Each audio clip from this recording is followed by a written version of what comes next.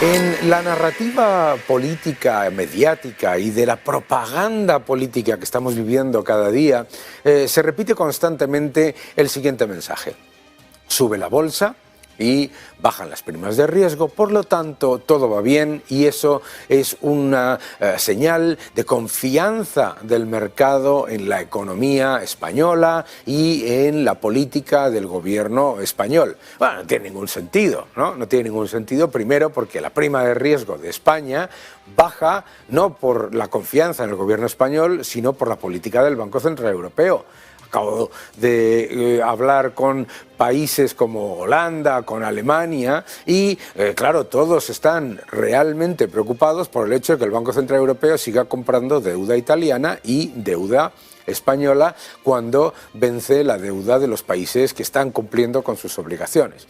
La expansión de múltiplos en el mercado viene fundamentalmente por las expectativas de menor inflación. Pero las expectativas de menor inflación también nos indican que la economía se está ralentizando. La idea de que va a haber un aterrizaje suave sin que haya un impacto en la economía de las familias y de las empresas no tiene ningún sentido, porque todo el mundo habla de aterrizaje suave pensando en la palabra suave y se olvida de la palabra aterrizaje. Lo que los bancos centrales saben es que no se puede reducir la inflación sin una contracción significativa de la demanda agregada. Y la demanda agregada de los estados, es decir, la política fiscal, no está reduciéndose. Por lo tanto, la demanda agregada, la reducción de la demanda agregada va a venir del sector privado y ya está llegando al sector privado. En el caso de España vivimos la era de la propaganda más alucinante, porque cualquiera que viaje se quedaría alucinado ante la constante repetición por parte del gobierno que esto es como una especie de sanadú, de crecimiento, de empleo, que la economía va maravillosamente bien. Los factores reales de la economía española son muy pobres. No solamente son muy pobres, sino que la propia Moncloa ha tenido que reconocer que España ha perdido puestos en renta per cápita ajustada por poder adquisitivo con respecto a la Unión Europea. Estábamos a 9 puntos de la media de la Unión Europea y ahora estamos a 15 puntos según Eurostat. También lo que es una evidencia es que el gobierno se pone la medalla de haber reducido la deuda cuando la deuda ha aumentado. Tenemos más de 2 billones de euros de deuda, pasivos totales de las administraciones públicas, deuda que se paga y que se debe.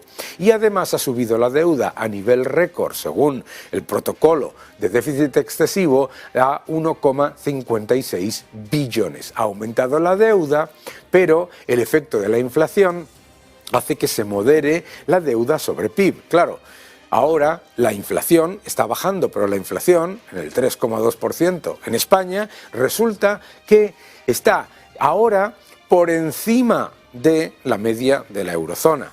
Es importante, por lo tanto, entender que no está mejorando la deuda, no está mejorando la productividad, no está mejorando la renta per cápita y no está mejorando el empleo. En un informe de FEDEA y del BBVA se muestra claramente cómo se ha estado maquillando paro o, desde luego, no reflejando la realidad del desempleo en España.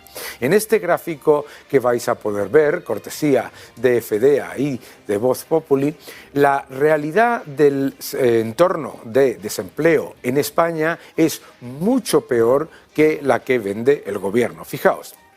En este gráfico se muestra cómo desde la reforma laboral el paro efectivo, es decir, el desempleo que incluye a todas aquellas personas que son demandantes de empleo pero que no tienen trabajo y que además no aparecen en las listas oficiales del paro, el paro efectivo ha subido en 10.000 personas, mientras el gobierno nos dice que el paro oficial ha bajado en 115.000.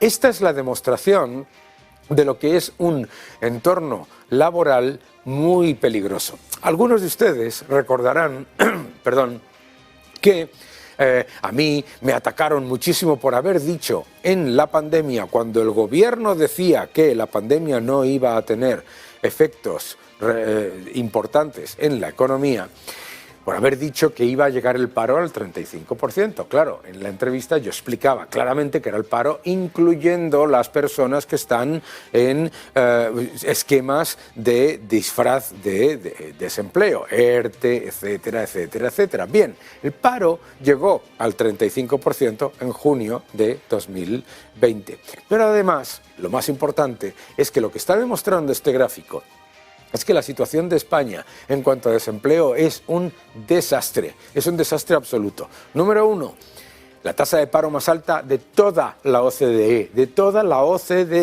una tasa de paro más alta que la de Ucrania y la de Turquía, y además muy superior a la de Grecia, que ha reducido la tasa de paro más. Dos, una tasa de desempleo juvenil absolutamente intolerable, de las más altas, no, la más alta de toda la Unión Europea.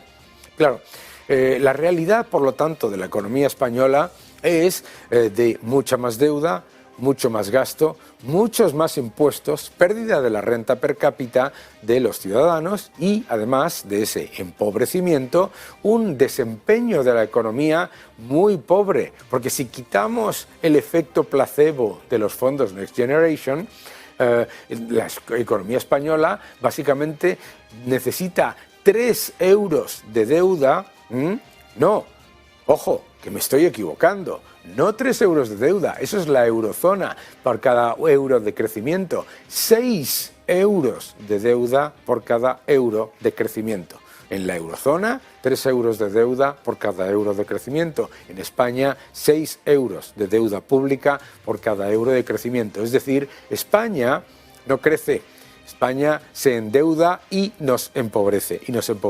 El gran problema es que el gobierno dice, no, nosotros vamos mejor que Alemania. Vamos a ver, cualquier persona que tenga un poco de imaginación y que sepa un poco lo que está ocurriendo en el mundo y vaya y tome un avión, sabe que en Alemania, ojalá tuviésemos nosotros una recesión como la alemana, con el nivel de desempleo de Alemania, con el nivel de productividad de Alemania, con el nivel de salarios de Alemania, con el nivel de permanencia de los salarios reales de Alemania. Porque claro, la pérdida de renta per cápita ajustada por poder adquisitivo y la pérdida de salarios reales de España es mucho mayor a la de Alemania y además con todos los retos que tiene Alemania, pues todos los indicadores macroeconómicos son muchísimo mejores en endeudamiento, en política fiscal, en paro, en salarios reales, en todos los factores que nos deberían importar. Por lo tanto, es como una especie de broma que nos digan que España va maravillosamente. Claro, todos los inversores están interesados en las empresas del IBEX y las empresas cotizadas. ¿Y por qué las empresas cotizadas son importantes? Primero, porque son fundamentalmente empresas que tienen sus beneficios en el extranjero y, por lo tanto, están consiguiendo superar los beneficios estimados gracias a su actividad en el exterior. Pero preocupa muchísimo saber que las empresas españolas, el porcentaje de empresas en pérdidas está por encima de los niveles prepandemia. Preocupa mucho ver cómo las grandes empresas a las que atacan constantemente en el entorno político, las grandes empresas en sus resultados en España muestran una rentabilidad sobre el capital empleado o sobre activos tangibles y unos márgenes muy bajos. Y lo que nos está demostrando el dato de inversión extranjera y la realidad de la economía española es que estamos aparentemente, felizmente y desde luego desde la propaganda, acostumbrándonos al estancamiento. Y eso está muy lejos del potencial de una economía como la española. Claro que hay que invertir y claro que hay que invertir porque la única manera de protegernos contra el expolio fiscal y contra el expolio de la inflación es vía la inversión. Y las oportunidades que se están generando en los mercados, tanto de renta fija como de renta variable, nos permiten navegar un entorno que desde luego, desde el punto de vista macroeconómico, no es positivo y que lo único que mantiene claramente a algunos de estos activos relativamente sólidos es el hecho de que la política monetaria sigue siendo extremadamente acomodaticia, como repetimos una y otra vez en este programa. Así que mucho cuidado con la narrativa y mucho cuidado con la idea de que cuanto más gasto gubernamental, más se mejora la economía, porque la evidencia empírica es la contraria.